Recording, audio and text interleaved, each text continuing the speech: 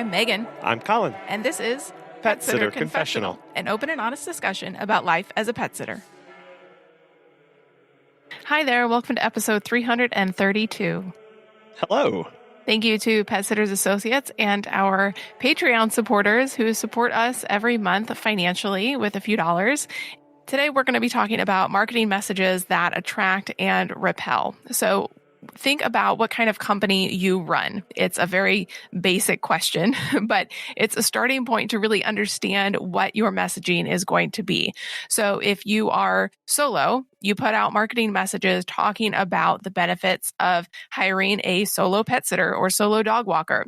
Or if you have a team, you use language that talks about the benefits of a team. You are then going to attract clients that want that. And neither one is good or bad. They are just different. Yeah, whether your messaging is through social media, emails, blogs, or maybe boots on the ground flyers and pamphlets, that messaging will attract clients that are best for your business. And really importantly here, conversely, that same messaging will also repel clients that are not right for your business. And this happens both when your messaging is on point and even when it's not. There is always communication and messaging happening when we are putting things out there in the world. Sometimes it will connect with people, sometimes it won't. Yeah. So for example, something that is on point, if your messaging is on point, it's, if you have high prices, that will attract those clients that can pay that. An example of something that would not be on point necessarily is if you say on social media, we are here for everyone. We will walk any dog, we will sit any fish, whatever it is. So obviously that's going to attract clients that are not a good fit for your business, maybe aggressive ones or reactive ones. And it's going to repel clients that think that they have a really special, unique case. Their dog is a senior who may not get along with other dogs or maybe super reactive and really needs one-on-one care that maybe you are not able to provide. Or they don't think you can provide because your messaging is too broad. And so you actually end up repelling that client because they don't think you're a good fit. Even if you are, it's just your messaging isn't communicating to your strengths. And so when we talk about marketing messaging, we want to focus on the positives of who it is for. So who is our ideal client? We've talked a lot about this on the podcast, thinking about exactly who you're trying to talk to, who you're targeting, this one specific person that you're really trying to go after. Maybe it's doodle owners, maybe it's senior citizens who are in retirement communities, whatever it is. It will help us to focus on the words and the tone and the type of language that we use. And so we also need to recognize on the flip side of that when we are using language that is exactly for our person that we want to bring into our business, you're going to use that language and that messaging that you use will turn off people to our service. And that's okay. That's not something that we often think about or really talk about. It's always the positive aspect of this, of we are trying to get this person. We're trying to reel them in. We're trying to use words and language and tone and the social media apps that they are on and they are using at the times of day and all of that type of stuff. It's always a positive, but we also need to think about the negative. And not that we need to dwell on the negative aspects of this, but we just need to be aware that it's out there, that we are attracting certain people. We're trying to get them to use our services. But also, we're saying no to some people over here. You are not a right fit for my business. I do not want you as a client. And your dog, your cat, your whatever is not the best fit for my business for whatever reason that is. Yeah, we don't want to be for everyone. Even if you're brand new in a business and you have that urge to say yes to everyone, your pricing, software, your meet and greet process, that won't appeal to everyone because clients come in with certain expectations and ideas of who's going to be a best fit for them. And we need to be messaging in such a way that clearly defines who we are both for and who we are not for. And it's really scary to think this way because of this limited mindset, or we have a scarcity mindset about the potential for clients out there. But it's really a desire to be hyper focused here, and helps for when clients aren't deciding to use us or they don't want to move forward after contacting us. We can sit there and question and go, why didn't they do that? Well, it can certainly hurt. We have second guess ourselves and we may question and we go, why did this happen? Or you even start to wonder why you're not getting the number of inquiries that you had hoped for. We have to go back to that messaging, back to that marketing that we're putting out there. All of that, all of what you're putting out there, all what you're communicating to potential clients communicates who you're for and who you are not for. Well, and it can also be a little nerve-wracking to think about this in the negative aspect as well, because we do want to help a lot of people. Like that, we are a service-based industry. We are there to help people. We are there to provide care when they have long days at work or vacations or having a baby or whatever the circumstance is. And so we want to help people. We want to care for all the puppies and the kitties out there. But we also have to realize that we are not for everyone. And so when you have high prices, you are then saying no to the clients that cannot afford you, whether it's physically saying no on the phone to them, or if they go to your website and it's that internal messaging that you have of these are my prices, and they go, okay, well, that doesn't align with my budget, so I cannot use them. You are weeding people out. And that's why it's so good to have a big presence, whether that's in your community or online. We want our brand to be so strong that people immediately know whether it's for them or not. Effectively, this is all about Repel marketing. It's the art of repelling people who do not fit the description of your ideal client. And it totally changes our mindset, especially since many of us are in this feast or famine mentality, like we mentioned earlier, the scarcity mindset where we want to be for everyone. We have this desire to meet everyone's needs. But deep in our heart, I think if we're honest with ourselves, we know that that language is not true. We say we want to be for everybody, but we know that there are clients that we actually don't want. We know we have limits. We know we have boundaries. We know we've made mistakes in the past where we took on people when we should not have done that, and that you don't want to go into those situations again. So viewing it from both sides of the coin here, how do I use my messaging to both attract the clients that I do want while also repelling the clients that I don't want? It is important to think about both sides, because if we are not thinking about repelling certain clients, if we're only focusing on the positive of attracting, but we're not thinking about repelling, it can really backfire in three ways. And the first one is it dilutes your messaging. So if you're trying to target everyone, a lot of us at the beginning, we wanted every single person, no matter what type of dog or situation or 24/7 care or whatever it is. But when we try to target everyone, your marketing message is going to be very general and very blah and kind of just blend into everybody else's. Nobody wants to read blah content that doesn't really resonate with them personally. A lot of marketing gurus talk about having your ideal client be the hero of the story and using language that they would relate to, and that they can really see how you as a company would be able to solve their problem. And so if you don't use that type of language, it doesn't speak to them personally and as if, you were best buddies and trying to really help them on this journey of being a pet parent. It can also dilute your message because if you're casting your net too far and too wide, you may be afraid of putting some people off. So you'll switch your personality off as well. So we always say, your business is unique because of you. No one will write a social media post like you do. No one will write an email like you do. No one will go into a vet's office and deliver donuts like you will. You make your business awesome and you have your own creative ideas. And so if you just try to get everybody out there, you may not bring in your type of personality into it as much because you don't want to repel those people. But it is okay to repel those people. That's you ultimately as a business, especially as a service-based business, you have to do that because you are not for everybody. This will result in attracting the wrong clients and actually repel the ones that you want to serve in the first place, the ones who would be your raving fans if you let them in and you were talking to them. Your personality and communication style is putting some people off. Great. You don't want to work with them anyway. There's actually this really good quote from Steve Jobs where he said, if you want to make everyone happy, Don't be a leader, sell ice cream. Basically saying that leaders in business are going to not work with certain people. When you are passionate and opinionated about your business and you let people know that, that's going to turn people off. They're not going to want to work with you. And that needs to be okay. We need to gratefully and eagerly seek out that kind of messaging so that we know when people are reaching out to us, they are those raving fans. They are those people who immediately see us and understand, I get you. And we stop having to fend off the people or wade through the people who aren't like that. If you don't think about your marketing message repelling people, it also may waste your time and your money. So when your messaging doesn't connect with people, people don't bite. They don't reach out and say, "Hey, I would like to use your dog walking services." They don't move forward with the process because they feel like it's not for them.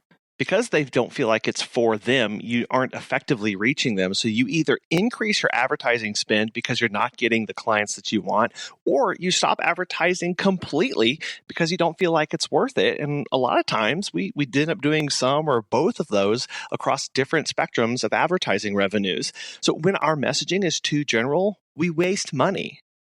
And then the third thing that happens when our messaging is too general and we're not repelling clients is clients end up running our business. Once you have the wrong clients on your roster, it can feel impossible to get rid of them. So don't try and accommodate every single one of their whims, or you'll find yourself in a position where the client is calling the shots and telling you what to do as if you were their employee. View your clients the way you would view hiring staff. They need to comply with your standards and have the right qualities. They need to fit your company culture, and you need to actually enjoy working with them and see eye to eye on where you're going.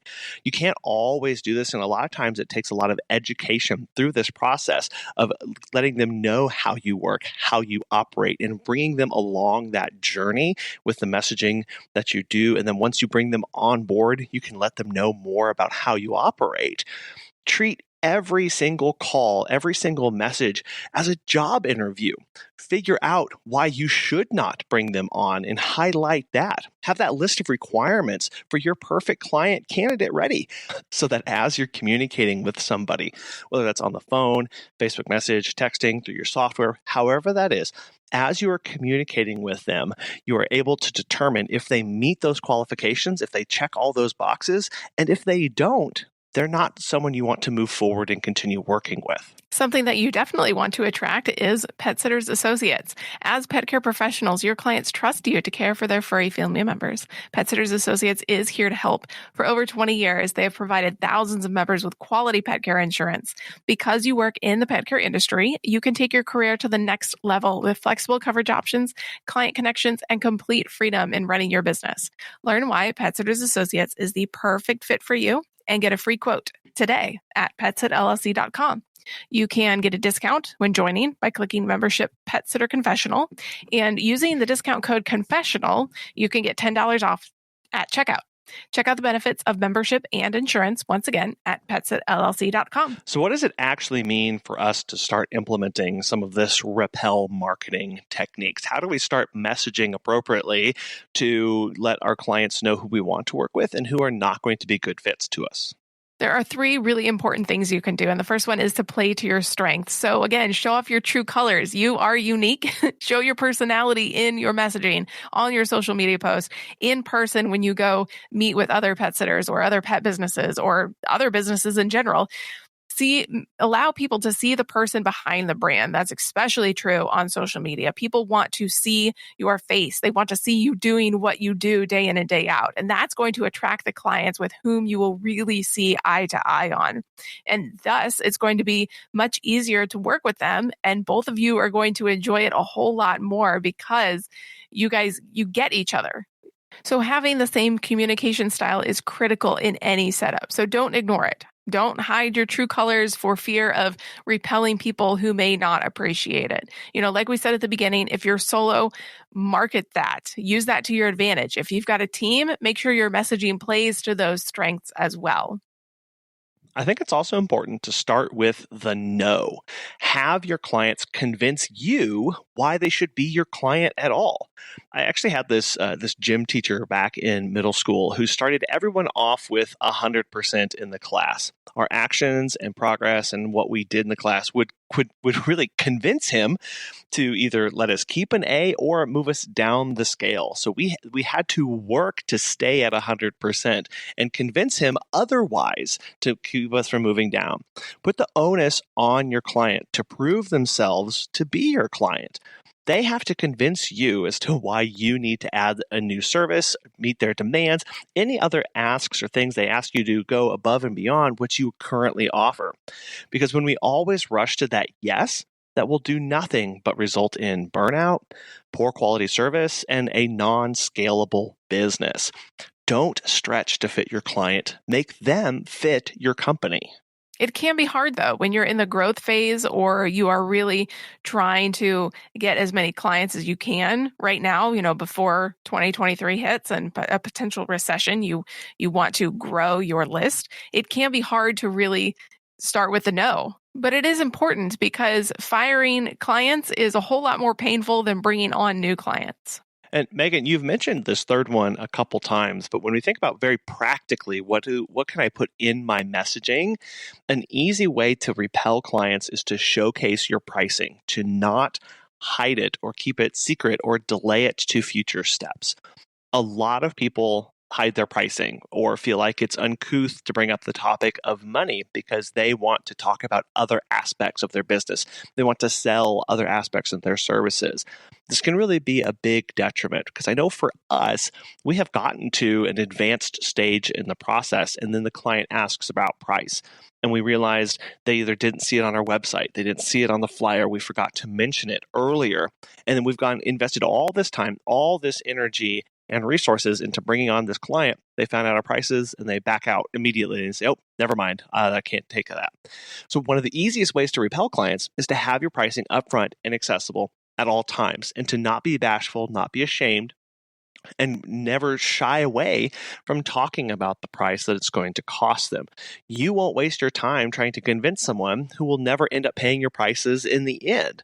And if they mention cheaper alternatives, which I know happens an awful lot, simply wish them luck with the other company and move on and know that you most likely dodged a bullet with that one. Repel marketing isn't something that most of us think about or implement, really. We always, again, think about the positives of attracting, but we don't think about the other side of it. But it is good to think on because we are not for everybody. We are trying to attract some people. We are trying to repel others, whether that's because our pricing is too high, our company just doesn't fit our morals, our values, our desires. You want to put out the messaging, whether it's on social media, blogs, flyers, your business cards, put out your messaging that reflects your company, the clients you want to attract, the values that you have, the desires and the goals for your business.